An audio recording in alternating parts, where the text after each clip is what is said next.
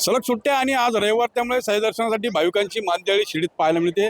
खरं तर नववर्षाच्या स्वागतासाठी आणि सरत्या वर्षाला निरोप देण्यासाठी लाखोंच्या संख्येने भाविक शिडीत दाखल होतात असतात आणि त्याच पार्श्वभूमीवर आज रविवार असल्यानं गर्दीचा ओघ जो आहे तो कायम आहे आणि त्यामुळे साई नगरी जी आहे ती भाविकांच्या गर्दीनं फुलून गेलेली आहे। बाजारपेठा देखील फुलून गेलेल्या आहेत। साईबाबा संस्थांना विविध उपाययोजना ज्या आहेत त्या गर्दीच्या अनुषंगाने केलेल्या आहेत। मोफत भोजन व्यवस्था असेल जी अगोदरपासूनच सुरू आहे, त्यामध्ये वाढ करण्यात आलेली आहे आणि जे कुपन आहे ते अशा पद्धतीने वितरित करण्यात येत आहे। जे भाविक दर्शन घेऊन बाहेर पडतात त्यांना हे मोफत प्रसाद भोजन आणि प्रसादाची व्यवस्था साईबाबा संस्थांनी केलेली आहे। तर आपण बघू शकतो हा मंदिर परिसर आहे, हा फुलून गेलेला आहे।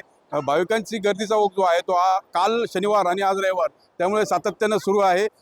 लाखोच्या संख्येनं भाविक या सुट्ट्यांमध्ये शिर्डीला दर्शनाला येत असतात आणि त्यामुळे पोलीस प्रशासन देखील विविध उपाययोजना केलेल्या आहे। साईबाबा संस्थानं देखील भाविकांच्या दृष्टीनं जी निवास व्यवस्था आहे, कारण थंडी आहे कडाक्याची, अहिल्यानगर जिल्ह्याचं तापमान जर बघितलं तर 7 अंश सेल्सिअस पर्यंत जाऊन पोहोचलेलं आहे। ते त्यामुळे थंडीच्या पार्श्वभूमीवर देखील साईबाबा संस्थानं निवास व्यवस्था जी आहे ती भाविकांच्या दृष्टीने केलेली आहे। मनोज गाडीकर, TV9 मराठी, शिर्डी, अहिल्यानगर।